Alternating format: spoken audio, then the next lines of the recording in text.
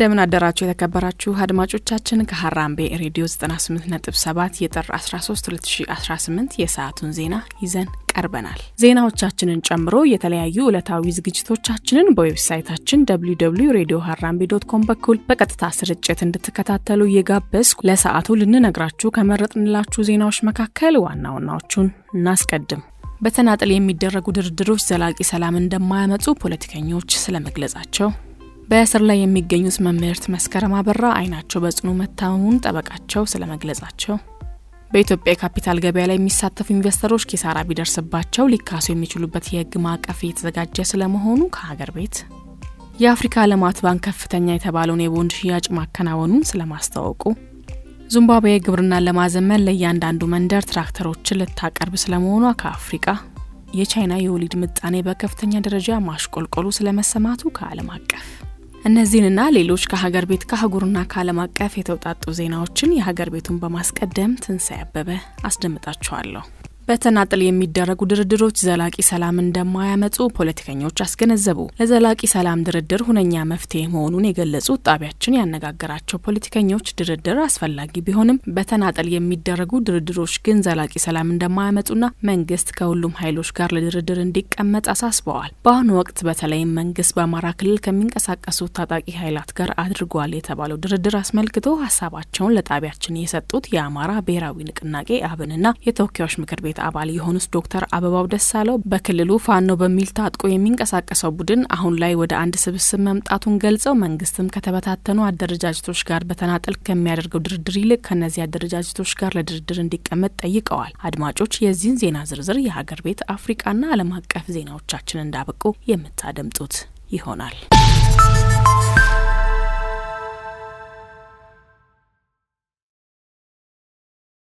ኮሎኔል ደመቀ ዘውዱ የህወሓት መንገድ መከተል የበለጠ ጥፋት ያስከትላል አሉ። የወልቃይት ጠገዴ ሰቲት ሁመራ ዞን ምክትል አስተዳዳሪና የሰላምና ጸጥታ መምሪያ ኃላፊ ኮሎኔል ደመቀ ዘውዱ በወልቃይት ዞን በተከዜ ወንዝ ዳርቻ የጥምቀት በዓል በተከበረበት ወቅት ማሳሰቢያና ማስጠንቀቂያ አዘል መልእክት አስተላልፈዋል። የወልቃይት ጠገዴ ህዝብ አማራዊ ማንነቱን በህግ አግባብ ለማጽናት እየሰራ ነው ያሉ ሲሆን ዛሬም እንደ ትናንቱ አንድነታችን አጠናክረን ልንቀጥል ይገባል ብለዋል። የአማራና የትግራይ ህዝብ ክፉንም ደጉንም አብሮ ያሳለፈ ወንድማማች ህዝብ ነው ያሉ ሲሆን በአብሮነት ለመኖር በመነጋገር እንጂ የህወሓትን መንገድ መከተል የበለጠ ጥፋት ያመጣል ሲሉም ገልጸዋል። የወልቃይት ጠገዴ ህዝብ ጎንደሬ አማራነቴን አትቀሙኛል እንጂ ከትግራይ ህዝብ ጋር አብረን አንኖርም አላለም ሲሉም አክለዋል። ጥምቀትን በተከዜ ወንዝ ዳርቻ ማክበራችንን እንቀጥላለን፣ አስተዳደራችንን አጠናክረን ነጻነታችንን በህግ አግባብ እናጸናለን ሲሉ ኮሎኔሉ ተደምጠዋል። የሚጠናከር እንጂ የሚፈርስ አስተዳደር የለም ያሉት ኮሎኔሉ አንዳንድ አካላት ለፖለቲካ ፍጆታ ሲሉ የሚያናፍሱትን አሉባልታ ልናዳምጥ አይገባም ብለዋል።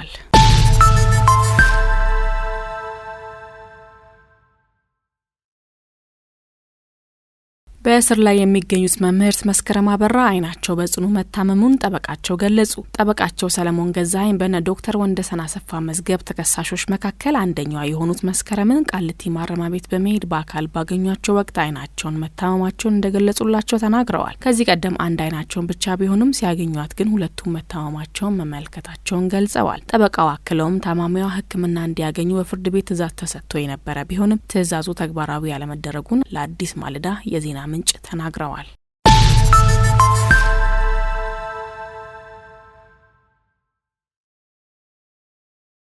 በህገ ወጥ መንገድ ድንበር ጥሰው ወደ ሳውዲ አረቢያ ለመግባት ሲሞክሩ ከተያዙት መካከል 59 በመቶ ኢትዮጵያውያን መሆናቸው ተገለጸ። በሳውዲ አረቢያ መንግስት ባለፈው አንድ ሳምንት ውስጥ ብቻ በተከናወነ የአፈሳ ዘመቻ ከ14600 በላይ ህገ ወጥ ነዋሪዎች ከሀገር መባረራቸውን የሳውዲ አረቢያ መንግስት አስታወቀ። በዚሁ የቁጥጥር ዘመቻ በድንበር ጥሰት ከተያዙት መካከል አብዛኞቹ ኢትዮጵያውያን መሆናቸው ተገልጿል። የሳውዲ የሀገር ውስጥ ጉዳይ ሚኒስቴር እንደገለጸው ከታህሳስ 30 እስከ ጥር 6 ቀን 2018 ዓ.ም ባለው ጊዜ ውስጥ የመኖሪያ የስራ የድንበር ደህንነት ህጎችን በመጣስ በአጠቃላይ 18054 ሰዎች በቁጥጥር ስር ውለዋል። ከነዚህ መካከል በህገ ወጥ መንገድ ድንበር ጥሰው ወደ ሳውዲ አረቢያ ለመግባት ሲሞክሩ የተያዙት 1491 ሰዎች ሲሆኑ ከነዚህ ውስጥም 59 በመቶ ማለትም ወደ 880 የሚጠጉ ኢትዮጵያውያን መሆናቸው መረጃው አመላክቷል። የተቀሩት 40 በመቶ የመናውያን ሲሆኑ 1 በመቶ ደግሞ የሌሎች ሀገራት ዜጎች ናቸው ተብሏል።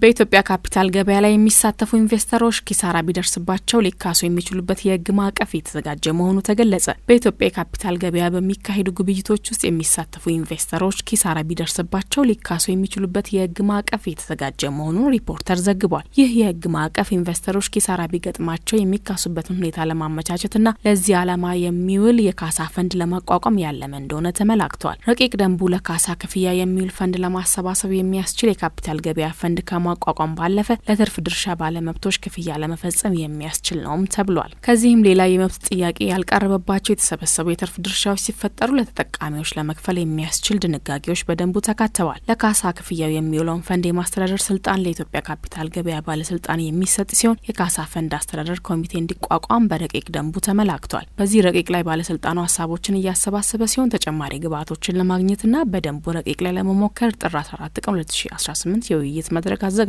በተጨማሪም ባለስልጣኑ የካፒታል ገበያ ግብይትን ያሳልጣሉ የተባሉ ሌሎች ድንጋጌዎችን ያወጣል ተብሎ እንደሚጠበቅም ተገልጿል።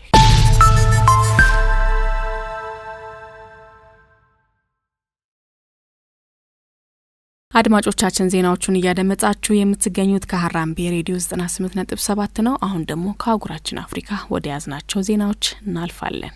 የአፍሪካ ልማት ባንክ ከፍተኛ የተባለውን የቦንድ ሽያጭ ማከናወኑን አስታወቀ። የአፍሪካ ልማት ባንክ በእንግሊዝ የገንዘብ ገበያ እስካሁን ባከናወናቸው ግብይቶች ሁሉ ትልቁ የሆነውን የ1 ቢሊዮን የእንግሊዝ ፓውንድ የቦንድ ሽያጭ በስኬት ማጠናቀቁን አስታውቋል። ባንኩ ይፋ ባደረገው መረጃ መሰረት በአውሮፓውያን አቆጣጠር በጥር 2029 የሚከፈልና 3.75 በመቶ ዓመታዊ ወለድ የሚያስገኝ አዲስ የ3 ዓመት ዓለም አቀፍ መነሻ ሰነድ ለገበያ አቅርበዋል። ይህ የቦንድ ሽያጭ በገበያው ላይ ከፍተኛ መነቃቃትን የፈጠረ ሲሆን ከ50 በላይ ከሚሆኑ ዓለም አቀፍ ባለሀብቶች ከ2.3 ቢሊዮን ፓውንድ በላይ የሚሆን የገንዘብ ግዢ ጥያቄ ቀርቦለታል። ይህም ባንኩ ካቀረበው መጠን በላይ በእጥፍ የሚበልጥ ፍላጎት የተስተናገደበት ግብይት ሆኗል ተብሏል። ይህ ግብይት የአፍሪካ ልማት ባንክ ያለውን የገንዘብ ምንጭ ከማስፋቱም በላይ በዓለም አቀፍ ደረጃ ያለውን የፋይናንስ ተአማኒነት ዳግም ያረጋገጠ ነውም ተብሏል። ባንኩ ከዚህ ሽያጭ የሚያገኘው ገቢ በአፍሪካ አህጉር ለሚከናወኑ የተለያዩ የልማት ፕሮጀክቶች ማለትም ለግብርና፣ ለትምህርት፣ ለኢነርጂና ለአየር ንብረት ለውጥ መቋቋሚያ ስራዎች እንደሚውልም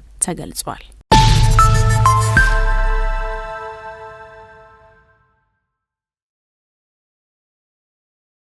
ዚምባብዌ ግብርናን ለማዘመን ለእያንዳንዱ መንደር ትራክተሮችን ልታቀርብ ነው። የዚምባብዌ መንግስት በሁለተኛው ሀገራዊ የልማት ስትራቴጂ ስር ለ35,000 መንደሮች ትራክተር ለማቅረብ የሚያስችል የሜካናይዜሽን ፕሮግራም አስጀምሯል። ይህ ተነሳሽነት ግብርናን የማዘመን፣ የምግብ ዋስትናን የማረጋገጥ፣ የጉልበት ስራን በሜካናይዜሽን በመተካት የገጠር ኢንዱስትሪ ልማትን የማፋጠን ግብ አለው ተብሏል። ይህ ግብርናን የማዘመን ፕሮግራም በዋናነት በፀሐይ ኃይል የሚሰሩ የመስኖ አቅርቦቶችን፣ የአትክልት ስፍራዎችን፣ የአሳ እርባታና የእንስሳት እርባታ መሰረተ ልማቶችን በማቅረብ ከእጅ ወደ አፍ ግብርናን ወደ ንግድ ስራ ይቀይራል ተብሎ ይጠበቃል።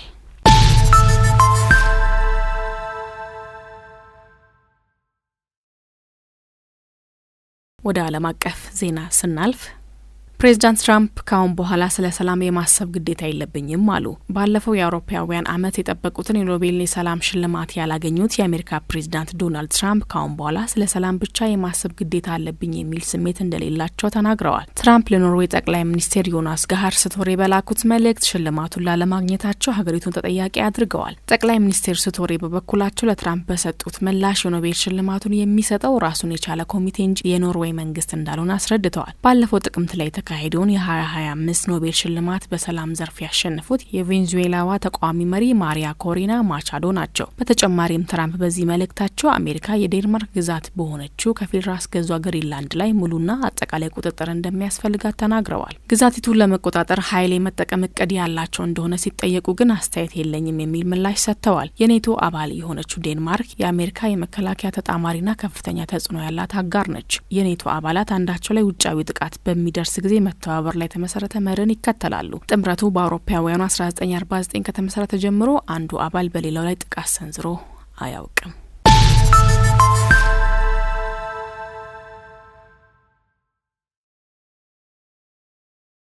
የቻይና የወሊድ ምጣኔ በከፍተኛ ደረጃ ማሽቆልቆሉ ተሰማ። በዓለም በህዝብ ብዛት ቀዳሚ የነበረችው ቻይና ያላት የወሊድ መጠን ለአራተኛ ተከታታይ ዓመታት በከፍተኛ ሁኔታ መቀነሱን የሀገሪቱ መንግስት መረጃ አመላክቷል። በተጠናቀቀው የአውሮፓውያኑ ዓመት የህዝብ ቁጥሯ በከፍተኛ ሁኔታ በማሽቆልቆል የሀገሪቱ ገዢ ኮሚኒስት ፓርቲ ስልጣን ከያዘበት ከ1949 ወዲህ ከፍተኛው ቅናሽ ሆኖ ተመዝግቧል። ለዓመታት ስትተገብር የቆየችውን የአንድ ልጅ ፖሊሲ በማንሳት ለወላጆች ማበረታቻ እየሰጠች ያለችው ቻይና በእድሜ የገፉ ዜጎቿ ቁጥር እየጨመረ ነው። ምጣኔ ሀብቷ የተቀዛቀዘ ከመሆኑ ጋር በተያያዘ ወጣቶች አግብተው ልጅ እንዲወልዱ ያበረታታሽ መሆኑን መረጃዎች ያመላክታሉ። ቻይና ከ3 ዓመት በታች የሆኑ ልጆች ያሏቸው ወላጆች ለእያንዳንዳቸው ወደ $500 የምትሰጥ ሲሆን አንዳንድ ግዛቶችም ተጨማሪ ክፍያዎችን በመፈጸምና የተራዘመ የወሊድ ፍቃድ በመስጠት ወላጆችን እያበረታታሉ። ቻይና ልጆችን ለማሳደግ ከፍተኛ ወጪ ከሚወጣባቸው ሀገራት መካከል አንዷ በመሆኗ በዓለም ላይ ዝቅተኛ የወሊድ መጠን ካላቸው ሀገራት አንዷ ናት። የተባበሩት መንግስታት ባለሙያዎች የቻይና ህዝብ ቁጥር እየቀነሰ እንደሚቀጥልና በአውሮፓውያኑ 2100 የህዝብ ብዛቷ ከግማሽ በላይ ሊቀንስ ይችላል ብለው ያምናሉ። ይህ የህዝብ ቁጥር ማሽቆልቆል በሀገሪቱ ምጣኔ ሀብት ላይ ከፍተኛ ተጽዕኖ ይኖረዋል ተብሎ ተሰግቷል። ለረጅም ዘመናት በዓለም ህዝብ ብዛት ቀዳሚ የነበረችው ቻይና የህዝብ ቁጥሯ በማሽቆልቆሉ ባለፉት ዓመታት ህንድ የመጀመሪያውን ቦታ ይዛለች።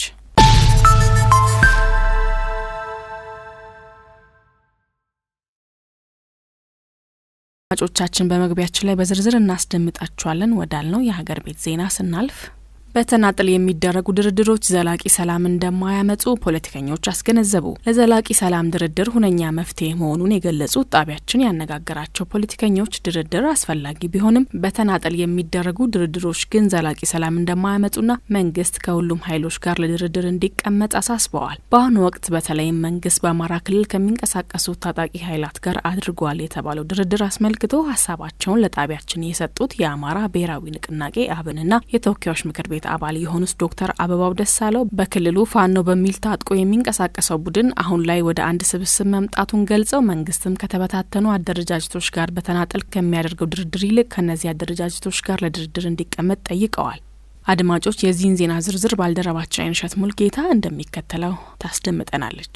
በተናጠል የሚደረጉ ድርድሮች ዘላቂ ሰላም እንደማያመጡ ፖለቲከኞቹ አስገነዘቡ። ለዘላቂ ሰላም ድርድር ሁነኛ መፍትሄ መሆኑን የገለጹት ጣቢያችን ያነጋገራቸው ፖለቲከኞች ድርድር አስፈላጊ ቢሆንም በተናጠል የሚደረጉ ድርድሮች ግን ዘላቂ ሰላም እንደማያመጡና መንግስት ከሁሉም ኃይሎች ጋር ለድርድር እንዲቀመጥ አሳስበዋል። በአሁኑ ወቅት በተለይም መንግስት በአማራ ክልል ከሚንቀሳቀሱት ታጣቂ ኃይላት ጋር አድርጓል የተባለው ድርድርን አስመልክቶ ሀሳባቸውን ለጣቢያችን የሰጡት የአማራ ብሔራዊ ንቅናቄ አብንና የተወካዮች ምክር ቤት አባል የሆኑት ዶክተር አበባው ደሳለው በክልሉ ፋኖ በሚል ታጥቆ የሚንቀሳቀሰው ቡድን አሁን ላይ ወደ አንድ ስብስብ መምጣቱን ገልጸው መንግስትም ከተበታተኑ አደረጃጀቶች ጋር በተናጠል ከሚያደርገው ድርድር ከእነዚህ አደረጃጀቶች ጋር ለድርድር እንዲቀመጥ ጠይቀዋል። በተናጠል መምጣት ወይም እንደዚህ አይነት ስምምነት ዘላቂ ሰላም እንደማያመጣ የታወቀ ነው። በተለያየ ጊዜ እንግዲህ ጦርነቱ ከተጀመረ ጀምሮ ዳቻውን በሰላማዊ መንገድ ሰጡ የሚባሉ ቁጥሮች ቀላል አይደለም ቢደመሩ። እነዛ ግን እስካሁን ምን ሰላም አመጡ ብለን ስንገመግመው ምንም የሚያክል የጎላ ለውጥ የለም እና እንደው ዝም ብሎ ማስመሰሉ ቀርቶ መሆን ያለበት ጠንከር ካለው የፋኖ ኃይል ጋር ነው መንግስትም ድርድር ማድረግ ያለበት። ያኔ ነው ዘላቂ ሰላም የሚመጣው። አክለውም በሀገሪቱ ዘላቂ ሰላም እንዲመጣም ዋና ዋና የሚባሉ የማህበረሰብ ጥያቄዎች እንዲፈቱ መንግስት ትኩረት ሰጥቶ እንዲሰራም ጠይቀዋል። በሌላ በኩል መንግስት ከዚህ ቀደም በኦሮሚያ ክልል ካሉት ታጣቂ ኃይሎች ጋር በታንዛኒያ ያደረገውን የሰላም ስምምነት በተመሳሳይ መልኩ አማራ ክልል ካሉት ታጣቂ ኃይሎች ጋርም ሊያደርግ ይገባል ያሉት የኢትዮጵያ ህዝባዊ አብዮታዊ ፓርቲ ኢህአፓ ምክትል ፕሬዝዳንት አቶ መላከ ካሳ እርሳቸውን በተመሳሳይ በተናጠል የሚደረጉ ድርድሮች የሚፈለገውን ዘላቂ ሰላም ያመጣል ተብሎ እንደማይታሰብ ያስገነዝባሉ። ድርድር ሲባል የሚያደራድር ክፍል ያስፈልጋል። አደራዳሪው ክፍልና ተደራዳሪው ገለልተኛ በሆነ አካል ገብተው ሲደራደሩ ነው። የአሁኑ ድርድር ደግሞ ዘላቂነት የለውም። ለምን? አሁን በመጀመሪያ ጊዜ አንዱ ክፍል እጁን ሰጠ ተባለ፣ ተደራደረ ተባለ። ከዛ በኋላ ላይ ዳውንት መሰረቱ በሰሜን ወሎ የሚገኝ ወረዳ ነው። ወደ ድርድር አምኖ የሚገባ መሳሪያውን አስቀምጦ ለሰላም የሚወያይ ክፍል ማድረግ የሚገባው ነገር ምንድነው? እሱ ብቻውን ፎልቆ ወይም ሁለት ሰዎችን ተይዞ መሄድ ሳይሆን እዛ አካባቢ ያለው በዛ ሰው አካባቢ የሚመራው በሱ የሚመራው ሰራዊት መሳሪያ አስቀምጦ በጅምላ ሲገባ ነው። ትንሽ ቆየና ደግሞ ሌላኛው ደግሞ እጅ ሰጠ ተባለ። ዘላቂ ሰላም ለማምጣት ግን መሆን ያለበት ከማን ጋር እንደራደር ነበር መንግስት የሚለው። ከማን ጋር እንደራደር ብዙ ናቸው። ማንኛው ጋር እንደራደር የሚለው ነገር አሁን አከተመ። ወደ አንድ መጡ ዜና እየሰማን ነው። ስለዚህ አንድ ክፍል ጋር መደራደር የሚቻልበት ነው። ፖለቲከኞቹ አክለውም ሀገር ሁለንተናዊ ቀውስ ውስጥ ባለችበት በአሁኑ ወቅት ችግሮችን ወጥ ባልሆነ መልኩ በጎንዮሽ ስምምነት ለመፍታት የሚደረግ ጥረት ሀገርና ሕዝብ የሚጠብቁትን ዘላቂ ሰላም ለማምጣት አያስችልም ብለዋል። በመሆኑም መንግስት ዘላቂ ውጤት በሚያመጣው መፍትሄ ላይ እንዲያተኩር ለጣቢያችን አስተያየታቸውን ያጋሩት ፖለቲከኞች አሳስበዋል። ከአንድ ወር በፊት የአማራ ክልላዊ መንግስትና በክልሉ የሚንቀሳቀሱ የተወሰኑ ታጣቂ ቡድኖች የሰላም ስምምነት መፈራረማቸውን መግለጻቸው ይታወሳል። መንግስት በተደጋጋሚ አማራ ክልልን ጨምሮ በሀገሪቱ የተለያዩ ክልሎች ታጥቀው ለሚንቀሳቀሱ አካላት የሰላም ጥሪ ማድረጉን ገልጾ በዚህም የሰላም አማራጩን ተቀብለው እየገቡ ያሉ ኃይሎች መኖራቸውን ከዚህ ቀደም ማሳወቁ አይዘነጋም።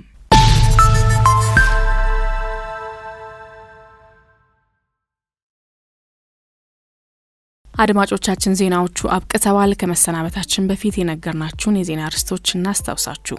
በተናጠል የሚደረጉ ድርድሮች ዘላቂ ሰላም እንደማያመጡ ፖለቲከኞች ስለመግለጻቸው፣ በእስር ላይ የሚገኙት መምህርት መስከረም አበራ አይናቸው በጽኑ መታመሙን ጠበቃቸው ስለመግለጻቸው፣ በኢትዮጵያ የካፒታል ገበያ ላይ የሚሳተፉ ኢንቨስተሮች ኪሳራ ቢደርስባቸው ሊካሱ የሚችሉበት የህግ ማዕቀፍ እየተዘጋጀ ስለመሆኑ ከሀገር ቤት፣ የአፍሪካ ልማት ባንክ ከፍተኛ የተባለውን የቦንድ ሽያጭ ማከናወኑን ስለማስታወቁ፣ ዚምባብዌ ግብርናን ለማዘመን ለእያንዳንዱ መንደር ትራክተሮችን ልታቀርብ ስለመሆኗ ከአፍሪካ፣ ፕሬዝዳንት ትራምፕ ካሁን በኋላ ስለ ሰላም የማሰብ ግዴታ የለብኝም ስለማለታቸው፣ የቻይና የወሊድ ምጣኔ በከፍተኛ ደረጃ ማሽቆልቆሉ ስለመሰማቱ ከዓለም አቀፍ። አድማጮች ለሰዓቱ ያዝናቸው ዜናዎች እነዚህን ይመስሉ ነበረ። ዜናዎቻችንን ጨምሮ የተለያዩ ዕለታዊ ዝግጅቶቻችንን በዌብሳይታችን www.radioharambe.com በኩል በቀጥታ ስርጭት እንድትከታተሉ እየጋበዝኩ እኔ ከወዲሁ እሰናበታለሁ። ከቀሪ ሃራምቤ ሬዲዮ ዝግጅቶች ጋር መልካም ጊዜ ይሁንላችሁ።